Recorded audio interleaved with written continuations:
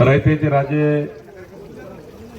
हिंदवी स्वराज्याचे सरसंस्थापक छत्रपती शिवाजी महाराजांना मानाचा मुजरा करतो। सामाजिक समतेचे प्रतीक महामानव डॉक्टर बाबासाहेब आंबेडकरजींना अभिवादन करतो। आज मी एका लग्न समारंभाकरता सामूहिक विवाह सोहळ्याकरता मंगेश चिवटेजींनी जे निमंत्रण दिलं त्या निमंत्रणानिमित्त आलेलो आहोत। गणेश चिवटेजींनी आमच्याकडे मंगेश चिवटे आठवण आहे। गणेश चिवटेजींनी दिलेल्या निमंत्रणानिमित्त सामूहिक विवाह सोहळ्याला आलो आहे। 31 वधूवरांचा सामूहिक विवाह सोहळा आहे आणि जेव्हा मला गणेश चिवटेजींनी बोलवलं आणि माझा नेहमीचा स्वभाव आहे, मंत्री झाल्यानंतर मी ज्या तालुक्यात जातो त्या तालुक्याच्या तहसील कार्यालयामध्ये जाऊन त्या तालुक्यातल्या जनतेचे निवेदन स्वीकारणे, जनतेने मंत्रालयात येणे यापेक्षा मंत्र्यांनी गावात जाणे आणि तालुक्यात जाणे हा अत्यंत महत्त्वाचा या ठिकाणी एक उपक्रम आम्ही सुरू केला। राज्यामध्ये आपल्या सर्वांच्या सहकार्याने जनतेने दिलेल्या प्रेमामुळे तुमच्या आशीर्वादामुळे महाराष्ट्रामध्ये देवेंद्र फडणवीसजीचं सरकार आलं। महाराष्ट्राच्या 51.78% मतं घेऊन सरकार आलं। महाराष्ट्राच्या इतिहासामधलं सर्वात मजबूत सरकार आलं। 217 आमदार 288 पैकी या सरकारमध्ये एकनाथ शिंदेजी, सुनीता दीदी पवारजी या सरकारमध्ये महत्वाच्या आमचे नेते आहेत, उपमुख्यमंत्री आहेत।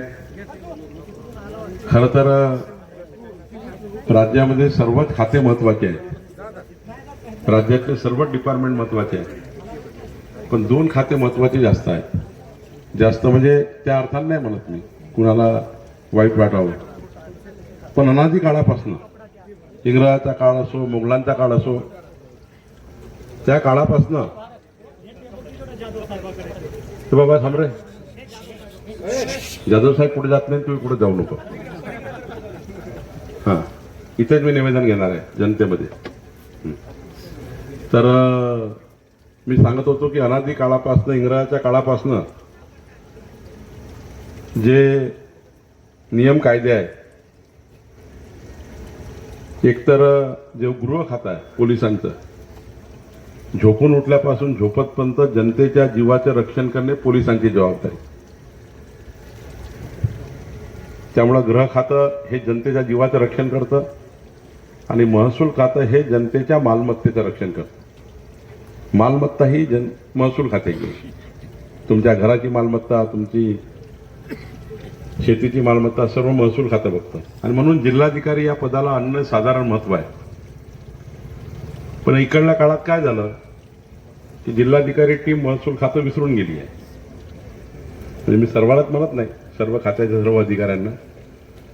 आता बघा, जर एका तालुक्यात करमाळ्यात आलो, छोटंसं मी एक ॲडव्हर्टाइजमेंट केली की मी जनतेचे निवेदन घेणार आहे।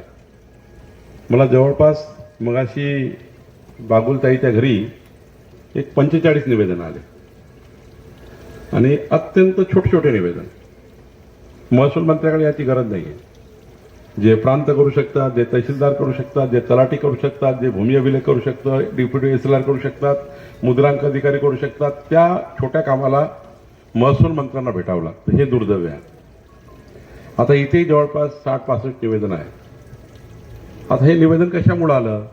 जिल्हाधिकाऱ्याला माझी विनंती आहे, जसं नाशिक कलेक्टरनी एक चांगला उपक्रम केला की जिल्हाधिकाऱ्यांनी आपापले प्रांत तहसीलदारला प्रत्येक गावात पाठवण्याची योजना तयार केली। संपूर्ण तहसील प्रशासन आठवड्यातला 1 दिवस एका गावात जाईल आणि त्या गावातल्या जनतेचे प्रश्न त्याच गावात सोडून देईल। हा उपक्रम सुरू केला। नाशिक जिल्हाधिकाऱ्यांनी 1 महिन्यामध्ये 103 गावाचा दौरा केला। तर माननीय जिल्हाधिकारी आता नवीन आले आहेत, उत्सुक आहे आणि चांगले अधिकारी आहेत, त्यांच्याबद्दल चांगल्या भूमिका सरकारच्या आहेत, त्यांच्याकडनं सरकारच्या अपेक्षाही आहेत। जिल्हाधिकारी कार्तियन आणि त्यांची टीम, मला विश्वास आहे की पुढच्या 4 महिन्यामध्ये सोलापूर जिल्ह्यातलं एकही गाव सुटणार नाही याची काळजी जिल्हाधिकारी घेतील आणि आमचे तहसीलदार प्रांत गावागावात जाऊन जनतेच्या मालमत्तेची दखल घेतील, रक्षण करतील. ही भूमिका या ठिकाणी घ्यायची. आज सरकारने अत्यंत महत्त्वाचे निर्णय केले आहेत. आज बघा, आपण मोजणी 15 दिवसावर आणण्याचा विचार करतोय. 15 दिवसावर निधी पैसे भरल्याच्या आत 15 दिवसात मोजणी झाली पाहिजे. याकरता काय सुधारणा केल्या आहे? तर सरकारने साऱ्या सुधारणा करून दिल्या. आता खाजगी सर्वेअर दिले, लायसन्सी सर्वेअर दिले. म्हणजे आता आमचे भूमी अभिलेखवाले म्हणू शकत नाही, मनुष्यबळ नाही. आता 100 तरी किमान नवीन सर्वेअर, प्रत्येक तालुक्याला 10 surveyor, 15 surveyor, additional surveyor.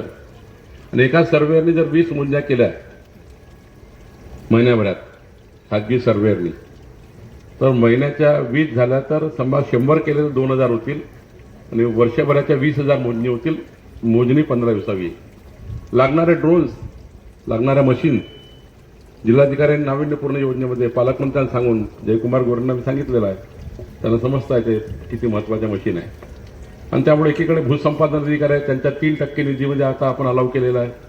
Maximum rovers महत्त्वाचा भाग आहे.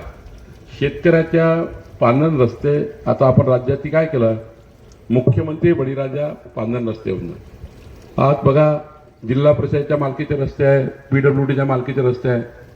पण शेत रस्ते, वहिवाटीचे रस्ते, पांधन रस्ते हे शेतकऱ्याच्या कुणाच्या मालकीचे? हे जिल्हाधिकारी आणि महसूलच्या मालकीचे. याच्यावर कधीच लक्ष दिलं गेलं नाही.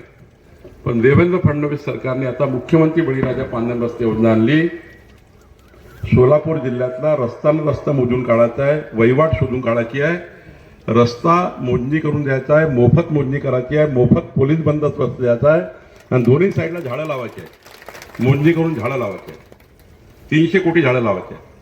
आमचं टार्गेट आहे कलेक्टर साहेब, सर्व पांधन रस्त्याची बाउंड्री फिक्स करा, शेतकऱ्याचे वाद संपवा. आणि दुसरा आपण निर्णय घेतला, मोजणी मोफत, पोलीस बंदोबस्त मोफत, वहिवाटीची मोजणी, शेतीच्या आपला पांधन रस्त्याची मोजणी करता करता समजा एखादा शेतकरी 50 शेतकऱ्याची जर त्या ठिकाणी वहिवाट थांबवत असेल तर त्या शेतकऱ्याच्या सर्व योजना बंद करायच्या. म्हणजे त्याच्या खतं द्यायचे नाही, बियाणं द्यायचं नाही, काहीच द्यायचं नाही. किती मोठा शेतकरी राहू द्या, कारण 50 लोकांचं जीवन खराब करतोय आपल्यासाठी, वहिवाट होऊन ठेवली आहे. आणि त्यामुळे आपण कायदा केला आता. आणि त्यामुळे कलेक्टर साहेब, माझ्याकडनं आपल्याकडनं अपेक्षा आहे, या वर्षभरामध्ये संपूर्ण पांधन रस्त्याची मोजणी करून, वहिवाट उघडी करून, सर्वात महत्त्वाचं काम आहे कलेक्टरेटचे. या वर्षात मला हे टार्गेट आहे. किती सर्वेअर द्या, किती रोवर मान्य 200 सर्वेअर द्या, काही म्हणणं नाही माझं, पण मोजणी झाली पाहिजे. मोजणीशिवाय पर्याय नाही. आणि मोजणी झाल्याशिवाय तुम्हाला त्या ठिकाणी वहिवाट काढणार नाही. वहिवाट काढल्यानंतर जर उद्या अतिक्रमण करू नये म्हणून झाडं लावले, झाड तोडता येत नाही, गुन्हा दाखल होतो. झाड तोडता येत नाही, गुन्हा दाखल होतो, कारण फॉरेस्टचं झाड आहे. त्यामुळे एकदा झाडं लावले साईडनी वहिवाटीला, मग कुणी हात लावू शकत नाही. मी या समजण्यापैकी आहे. मी मागच्या 35 वर्षापासून 10 वर्ष जिल्हा परिषदेत आहे, 25 वर्ष आमदार आहे. मी या समजण्यामध्ये आहे. विदर्भातल्या ग्रामीण भागातनं मी आहे, नागपूरवरनं येतो, गडकरी साहेब, मी, देवेंद्रजी. मी हे समजतो, शेतकऱ्याच्या शेतामध्ये पाणी असेल, शेतकऱ्याच्या शेतात 12 तास वीज असेल आणि शेतकऱ्याच्या शेतात जाण्याचा 12माही पक्का रस्ता असेल तर शेतकऱ्याचा मुलगा कधीही नोकरी मागायला जाणार नाही. तो आपल्या शेतीमध्ये 4 पिकं घेतल्याशिवाय राहणार नाही. आणि त्यामुळे एकीकडे आपण हा महत्त्वाचा टास्क घेतला कलेक्टर साहेब, सर्व पांधन रस्त्याची मोजणी झाली पाहिजे. सर्वांना क्रमांक टाकायचे, मोजणीचे क्रमांक टाकायचे. प्रत्येक पांधन रस्त्याला नंबर असला पाहिजे. VRला नॅशनल हायवे क्रमांक आहे, स्टेट हायवे क्रमांक, मग शेतकऱ्याच्या शेतातला नंबर का नाही, त्याचा नंबर असला पाहिजे. मग आता आपल्याला तो नंबर टाकल्यानंतर प्रति शेतकऱ्यांना, प्रत्येक रस्त्यांना 15 लाख रुपये किलोमीटर आपण, पाटील साहेब, आमदार साहेब, आपल्याला 15 लाख रुपये किलोमीटरने रस्ता बांधायचा आणि सर्व रस्ते बारमाही करून द्यायचे. पुढच्या 5 वर्षामध्ये शेतकऱ्याचे रस्ते बारमाही झाले पाहिजे. दुसरं या ठिकाणी आपण निर्णय घेतलेला आहे, 1 जानेवारी 2011 पूर्वी, 1 जानेवारी 2011 पूर्वी गायरांमध्ये राहणारा, सरकारी जागेवर राहणारा, नजूलच्या जागेवर राहणारा, कुठल्याही सरकार जागेवर राहणारा प्रत्येक व्यक्तीला त्याच्या घराचा पट्टा मिळाला पाहिजे, घराची रजिस्ट्री मिळाली पाहिजे. हा निर्णय आपण घेतला. आणि कलेक्टर साहेब, आता नुसतं पट्टाच वाटप करायचं नाही. आज या 500 फुटापर्यंत पट्टा वाटप करायचो, आता 1,500 फुटापर्यंत आपण केला आहे. गरीब माणसाला घर जायचं 1,500 फुटाचं. आणि एवढंच नाही, त्याची रजिस्ट्री करून द्यायची सरकारला. घराची मालमत्ता करायची. एकीकडे आपल्याला प्रत्येकाला सर्वांसाठी घरे द्यायची आहे, सर्वांसाठी वाढू द्यायची आहे, वाढू सुद्धा आपल्याला घरकुलाला उपलब्ध करायची आहे. आणि त्यामुळं राज्यामध्ये अत्यंत महत्त्वाचे निर्णय आपण घेतले. यावर्षी आपण एनए टॅक्स रद्द केला. आता महत्त्वाचे निर्णय आपलं सरकार घेत आहे. मी सर्वच निर्णयात जात नाही, पण माझी अधिकाऱ्याला सूचना आहे, कलेक्टर साहेब, जे अधिकारी कामचुकारपणा करतील त्यांना आम्ही कधीच सोडणार नाही. कारण आपण सरकारचे सेवक आहोत, जनतेचे सेवक आहोत. जो अधिकारी चांगला काम करेल त्याच्या पाठीशी सरकार खंबीरपणे उभं राहील, सरकार खंबीरपणे उभं राहील.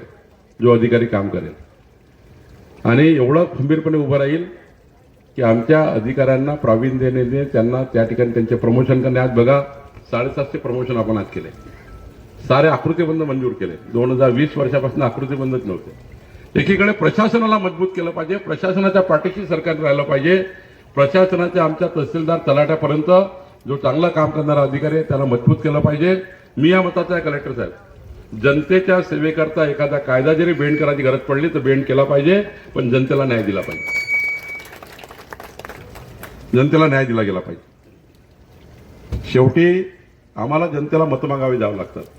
जनता आम्हाला मताचं कर्ज येतं 5 वर्ष, आम्हाला 5 वर्ष काम करून जनतेच्या मताचं कर्ज काम करून परत द्यावं लागतं. आणि त्यामुळे प्रशासनाला माझी विनंती आहे, ज्यांना काम करायचं नसेल, मी आता कळणारच आज मला जे निवेदन मिळाले कोण कोण काम करतं आणि कोण नाही करतं, कळतं ना आपल्याला. जेव्हा निवेदन येतात तेव्हा कळतं. जर एखाद्या छोट्या तहसीलदारच्या कामाकरता मंत्र्याला लोक भेटायचा अर्थ त्यांनी काम केलं नाही, नियमात होतं.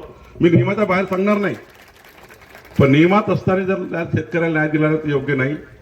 जे अधिकारी उत्कृष्ट काम करतील त्याचा सन्मान करायला सांगितलं मी. 26 जानेवारीला, 15 ऑगस्टला, 1 मेला आमच्या महसूल अधिकाऱ्यांनी केलेल्या उत्तम कामाचा आम्ही सत्कारही करणार आहे, त्याचा सन्मान करणार, त्यांचे बेनिफिट्स त्यांना देणार, त्यांच्या पाठीशी सरकार उभं राहणार.